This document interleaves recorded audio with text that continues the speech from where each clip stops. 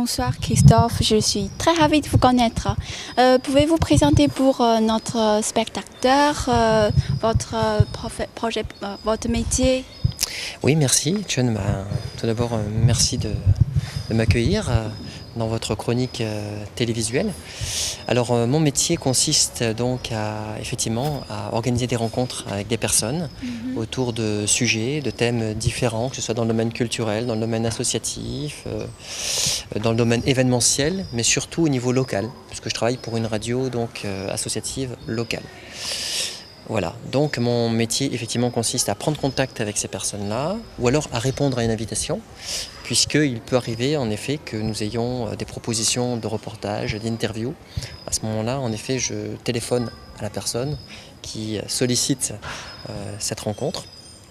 On prend rendez-vous ensemble, elle vient, ou alors je me déplace, parce que à la fois j'ai aussi un matériel comme vous avez là, pour me déplacer, pour effectuer des petits reportages.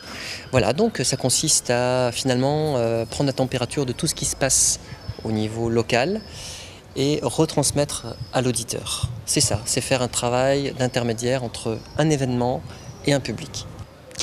Si je comprends bien, c'est-à-dire votre métier, ça représente un pont entre les deux côtés. Effectivement, Chun, cette image que vous venez de prendre correspond absolument au travail que j'effectue en radio. C'est bâtir des ponts entre les personnes. Et je crois qu'à l'époque à laquelle on vit, nous avons beaucoup de moyens de communication, Internet. Et ce qui me tient à cœur personnellement dans ce travail-là, c'est de travailler justement, d'œuvrer dans la localité, dans la proximité. Je m'intéresse beaucoup à ce qui se passe au loin, mais je m'intéresse encore plus à ce qui se passe ici. Et c'est-à-dire que les ponts vont me permettre de rencontrer des gens peut-être que je ne connaissais pas. Et ces gens-là qui peut-être font des choses intéressantes, je pense à des artistes notamment, à des peintres ou à des musiciens qui ne sont pas encore très connus, bien qu'ils aient du talent. Moi j'aime bien aller à leur rencontre, prendre connaissance de ce qu'ils font et je me dis voilà, ça c'est dommage qu'il n'y ait pas plus de personnes qui profitent de ce talent-là. Donc organisons une rencontre et parlons-en et permettre à d'autres personnes ici dans la localité et effectivement sur internet aussi. Donc vous voyez que nous émettons pas seulement dans un rayon de 30 km autour de Saint-Malo, mais aussi nous pouvons être écoutés sur le web maintenant. Et j'aime bien savoir, en fait, quand vous interviewez ce genre de personnes, c'est-à-dire les gens qui travaillent dans le domaine culturel, et eux, ils vous donnent quelle impression? Je suis toujours surpris de rencontrer les artistes, les créateurs, parce que je trouve qu'ils apportent quelque chose à l'humanité. Je pense que les artistes portent un regard différent de tout un chacun sur le monde qui les entoure. Je pense que de par leur sensibilité, ils perçoivent des choses que d'autres ne perçoivent pas. Et ils arrivent donc à faire un peu un lien entre le monde invisible et le monde visible. Un musicien, par exemple, je pense qu'il crée, mais il peut très bien aussi avoir une inspiration. Par exemple, s'il prend le thème de la mer, il peut très bien percevoir des ondes, peut percevoir des vibrations. Ce qu'il fait, qu'il va peut-être écrire plutôt dans les tonalités mineures que majeures, par exemple. Ce qui m'intéresse, c'est d'entendre un artiste parler de son art, que ce soit dans le domaine musical, comme je viens de le mentionner, mais aussi dans le domaine pictural. J'apprécie beaucoup la peinture et ce qui m'intéresse notamment dans la peinture, c'est de voir le caractère minutieux du travail d'un artiste, d'un peintre. De passer du temps par exemple pour croquer, pour peindre un paysage comme nous avons ici ce soir dans la baie de Saint-Malo.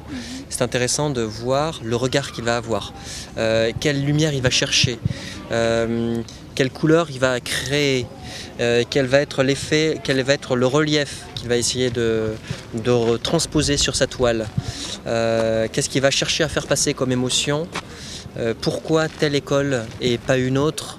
Pourquoi est-ce qu'il va être dans le surréalisme par exemple ou pas dans le figuratif. Ce qui m'intéresse aussi, c'est toute la démarche, je dirais, personnelle de l'artiste. Que lui permet cette création en fait? Qu'est-ce que ça engendre en lui? Éventuellement, est-ce que ça change quelque chose de créer par rapport à quelqu'un qui ne créerait pas ou rien du tout?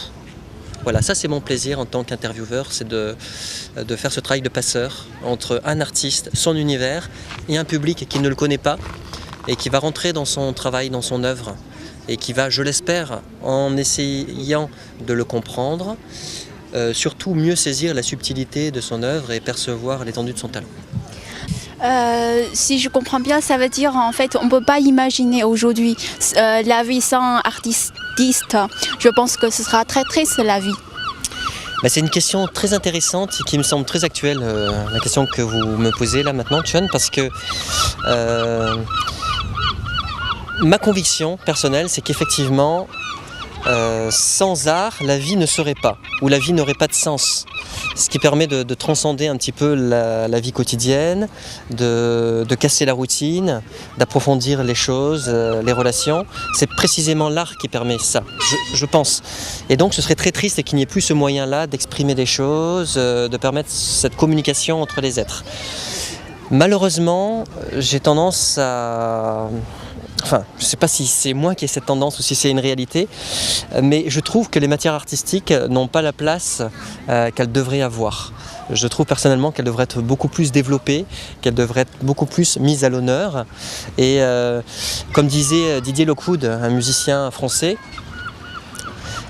il y a eu un reportage il n'y a pas longtemps sur ce qu'il faisait, sur la sensibilisation qu'il faisait à l'art, notamment auprès du public jeune. Et dans le reportage, on voyait des gens qui s'épanouissaient en allant à un concert ou lors de masterclass.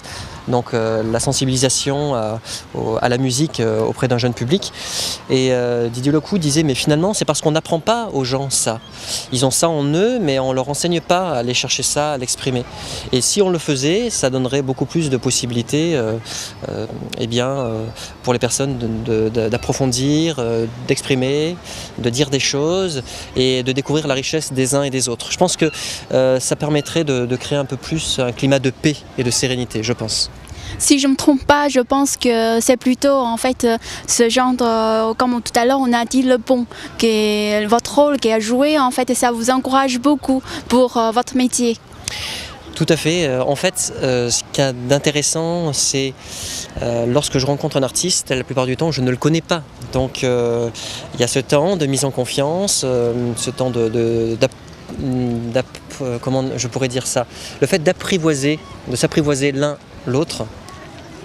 Et c'est pour moi très très passionnant ce temps-là et cette expérience-là parce que il y a déjà un pont qui se crée avec l'intervieweur, entre l'artiste et l'intervieweur, et ce pont-là, ensuite, il va créer d'autres ponts. Des ponts virtuels, peut-être par Internet, des ponts invisibles, mais je suis sûr qu'il y a des ponts parce que l'objectif quand même pour un intervieweur, c'est de permettre vraiment au public de se déplacer et d'aller voir l'artiste, que ce soit un musicien lors d'un concert, que ce soit un peintre dans sa galerie, que ce soit un sculpteur lors d'un atelier ou lors d'une exposition. C'est vraiment ça, c'est d'essayer d'allumer une petite étincelle et que le public se mette en mouvement pour aller à la rencontre de l'artiste. Et que l'artiste ait la possibilité d'exprimer. Et je me suis rendu compte que certains artistes avaient du mal à exprimer par des mots ce qu'ils faisaient, parce qu'ils le faisaient très bien au travers de leur art. Je prends un exemple, il y a quelques années, lorsque je travaillais en Normandie, j'avais interviewé par téléphone une chorégraphe. Elle a eu beaucoup de difficultés à mettre des mots sur sa danse, parce qu'en réalité, elle écrit, elle transmet des directives à ses danseurs, et le fait d'en parler à la radio, surtout de ne pas voir la personne, c'était extrêmement difficile pour elle.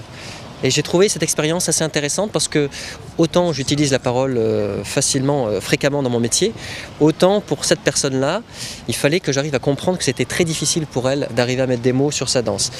Voilà. Et en tout cas, en fait, le pont qui joue vraiment un bon rôle. Est-ce que un jour vous avez pensé, vous avez imaginé que vous quittez votre travail, c'est-à-dire vous changez l'autre métier, car celui-là, ça vous intéresse beaucoup, ça vous passionne. Mais est-ce que vous pouvez imaginer un jour? Je ne l'imagine pas au jour d'aujourd'hui. Parce que pour l'instant, je trouve mon épanouissement dans ce travail-là, dans ce métier-là. Donc c'est vrai que ce n'est pas une pensée que j'ai actuellement au moment où vous me posez cette question. Par contre, je ne dis pas que ça n'arrivera pas, parce que je ne sais pas de quoi la vie est faite.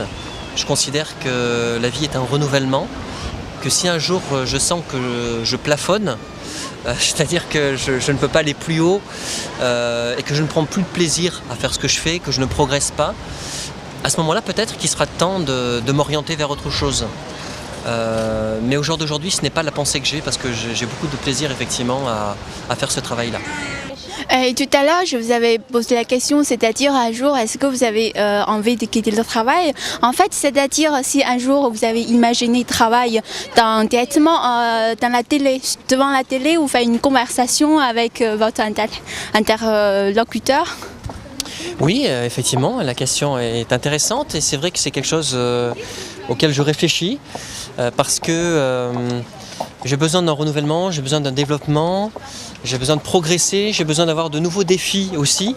Et ce qui m'intéresserait, ce serait de voyager, en fait, de faire des reportages, par exemple, je ne sais pas, avec Xavier ou avec une équipe, de pouvoir avoir un sujet et de pouvoir bien le préparer, de pouvoir avoir un interlocuteur sur place et de pouvoir nous déplacer. Par exemple, pourquoi pas aller dans votre pays, Chen, aller en Chine, dans une province par exemple, et s'intéresser par exemple à un métier ou s'intéresser à un endroit en particulier. Ça, c'est quelque chose que j'aimerais bien faire, oui, tout à fait. Merci beaucoup. Je pense qu'on va terminer notre conversation avec Christophe là, et puis je suis très contente de faire interviewer avec lui. Je lui souhaite d'avoir une bonne continuation dans la suite et beaucoup de bonnes choses pour lui. Merci beaucoup. Merci beaucoup, Chen.